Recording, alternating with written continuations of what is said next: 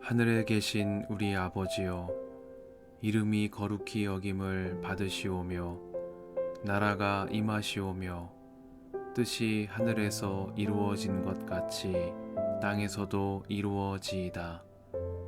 오늘 우리에게 일용할 양식을 주시옵고 우리가 우리에게 죄 지은 자를 사하여 준 것 같이 우리 죄를 사하여 주시옵고 우리를 시험에 들게 하지 마시옵고 다만 악에서 구하시옵소서. 나라와 권세와 영광이 아버지께 영원히 있사옵나이다. 아멘.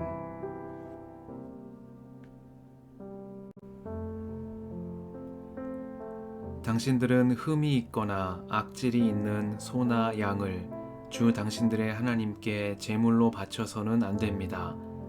그런 것은 주 당신들의 하나님이 역겨워하시는 것입니다. 주 당신들의 하나님이 당신들에게 주시는 성읍 안에서나 당신들 가운데서 남자이든 여자이든 주 당신들의 하나님의 눈에 거슬리는 악한 일을 하여 그의 언약을 깨뜨리고 다른 신들을 찾아가서 섬기며 내가 명하지 않은 해나 달이나 하늘의 모든 천체에 엎드려 절하는 사람이 생길 것입니다. 이런 일이 당신들에게 보고되어 당신들이 알게 되거든 당신들은 이것을 잘 조사해 보아야 합니다. 그래서 이스라엘 안에서 이런 역겨운 일을 한 것이 사실로 드러나면 당신들은 남자이든 여자이든 이런 악한 일을 한 사람을 당신들 성문 바깥으로 끌어내어 돌로 쳐서 죽여야 합니다. 그런데 사람을 죽일 때에는 한 사람의 증언만으로는 죽일 수 없으며 두세 사람의 증언이 있어야 합니다. 죽일 때에는 증인이 맨 먼저 돌로 쳐야 하고 그 다음에 모든 백성이 뒤따라서 돌로 쳐야 합니다. 그렇게 하여 이런 악한 일을 당신들 가운데서 뿌리를 뽑아야 합니다. 당신들이 사는 성 안에서 피 흘리는 싸움이나 서로 다투는 일이나 폭행하는 일로 당신들에게 판결하기 어려운 분쟁이 생기거든 주 당신들의 하나님이 택하신 곳으로 그 사건을 가지고 올라가서 제사장인 레위 사람과 그때의 직무를 맡고 있는 재판관에게 가서 재판을 요청하면 그들이 당신들에게 그것에 대한 판결을 내려줄 것입니다.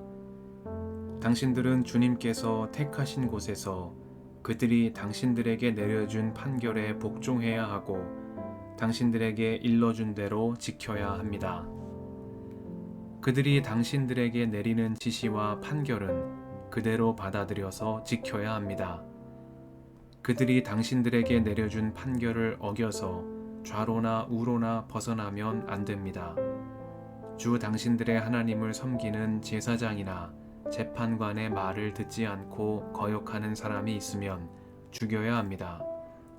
그렇게 하여서 이스라엘에서 그런 악한 일은 뿌리를 뽑아야 합니다. 그러면 온 이스라엘 백성이 듣고 두려워하며 다시는 아무도 재판 결과를 하찮게 여기지 않을 것입니다. 주 당신들의 하나님이 주시는 그 땅에 들어가서 그 땅을 차지하고 살 때에 주위의 다른 모든 민족같이 당신들도 왕을 세우고 싶다는 생각이 들거든 당신들은 반드시 주 당신들의 하나님이 택하신 사람을 당신들 위에 왕으로 세워야 합니다. 당신들은 결의 가운데서 한 사람을 왕으로 세우고 같은 결의가 아닌 외국 사람을 당신들의 왕으로 세워서는 안 됩니다. 왕이라 해도 군말을 많이 가지려고 해서는 안 되며 군말을 많이 얻으려고 그 백성을 이집트로 보내서도 안 됩니다. 이는 주님께서 다시는 당신들이 그 길로 되돌아가지 못한다고 말씀하셨기 때문입니다. 왕은 또 많은 아내를 둠으로써 그의 마음이 다른 데로 쏠리게 하는 일이 없어야 하며 자기 것으로 은과 금을 너무 많이 모아서도 안 됩니다. 왕위에 오른 사람은 레위 사람 제사장 앞에 보관되어 있는 이 율법책을 두루마리에 옮겨 적어 평생 자기 옆에 두고 읽으면서 자기를 택하신 주 하나님 경외하기를 배우며 이 율법의 모든 말씀과 규례를 성심껏 어김없이 지켜야 합니다. 마음이 교만해져서 자기 결례를 업신여기는 일이 없고 그 계명을 떠나서 좌로나 우로나 치우치지도 않으면 그와 그의 자손이 오래도록 이스라엘의 왕위에 앉게 될 것입니다.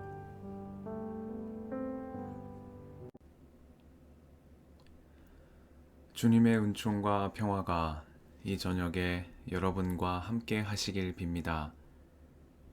왕위에 오른 사람은 레위 사람 제사장 앞에 보관되어 있는 이 율법책을 두루마리에 옮겨 적어 평생 자기 옆에 두고 읽으면서 자기를 택하신 주 하나님 경외하기를 배우며 이 율법의 모든 말씀과 규례를 성심껏 어김없이 지켜야 합니다.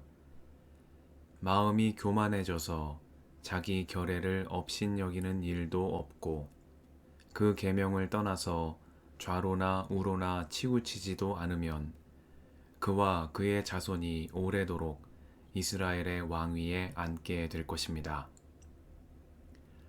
말씀 앞에서 성령의 인도하심과 지혜를 구합니다.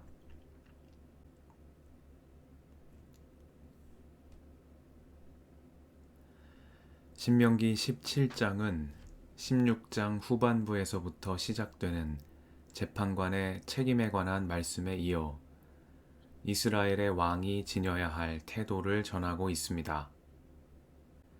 재판관은 공정성을 잃지 않아야 하며 사람의 얼굴을 보아주거나 뇌물을 받아서는 안 됩니다.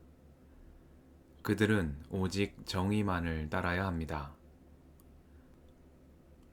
모세는 그래야만 당신들이 살고 주 당신들의 하나님이 당신들에게 주시는 땅을 차지할 것이라고 말합니다. 재판관의 책임에 이어 모세는 이스라엘의 왕도를 전합니다.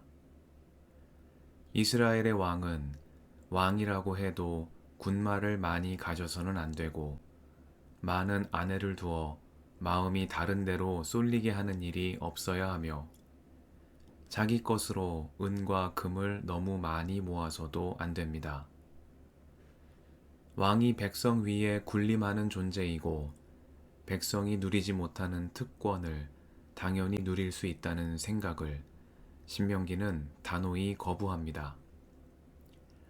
오히려 왕은 겸손의 모범을 보여야 합니다. 율법을 옮겨 적은 두루마리를 평생 자기 옆에 두고 읽으면서 자기를 택하신 주 하나님 경외하기를 배우며 이 율법의 모든 말씀과 규례를 성심껏 지키기 위해 힘쓰는 사람이 되어야 합니다.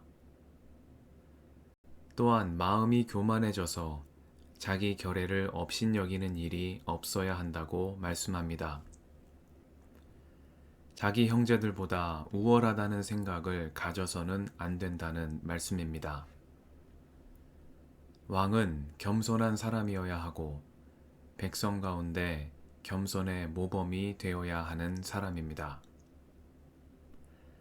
이러한 신명기의 가르침은 고대 근동 지방의 다른 왕들, 즉 메소포타미아와 이집트의 왕들이 보인 태도와는 근본적으로 다른 가치를 지향하고 있습니다. 고대 근동의 다른 왕들에게 겸손이란 복종을 의미했습니다.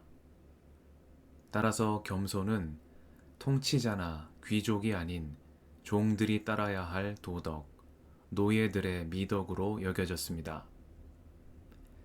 대신 그들은 자신의 이름을 드높이기 위해 허영심 가득한 건축 사업들을 벌였고 자신들의 석상을 만들어 백성 위에 높이 세웠습니다. 그러나 이스라엘 왕에게 요구하신 길은 이와 같지 않았습니다. 그에게는 겸손이 요구되었습니다. 자신을 백성보다 나은 존재로 여기지 않으며 자신을 세우신 하나님을 경외하는 삶의 태도를 잃지 않는 겸손이야말로 이스라엘 왕이 오래도록 왕위에 앉아 통치하는 조건으로 여기에 제시되고 있습니다. 믿음의 조상 아브라함은 하나님 앞에서 자신을 티끌이나 재밖에 안 되는 주제라고 고백했습니다. 오경 민수기는 모세로 말하자면 땅 위에 사는 모든 사람 가운데서 가장 겸손한 사람이라고 말합니다. 그러나 티끌이나 재밖에 안 된다는 아브라함과 땅 위에 사는 모든 사람 가운데 가장 겸손한 모세가 한 일들은 인류 역사의 가장 위대한 정신의 유산 가운데 하나로 계승되고 있습니다.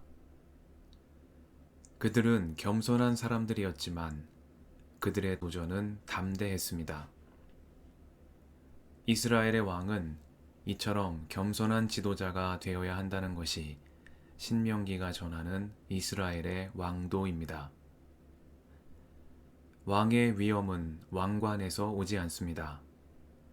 하나님을 경외하는 삶의 모범과 겸손을 잃지 않는 태도에서 옵니다. 왕의 위엄은 화려한 옷차림에서 나오지도 않습니다.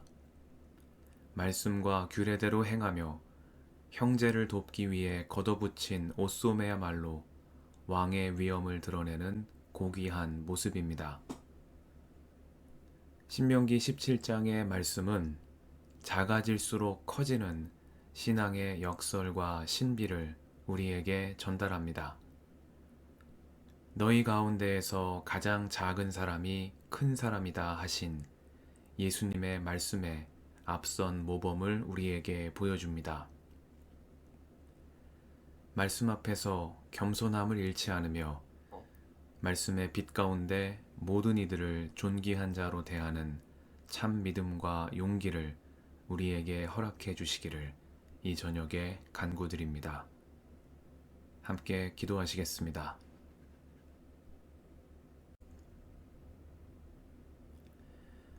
주님, 오늘도 이 저녁을 허락하시니 감사합니다.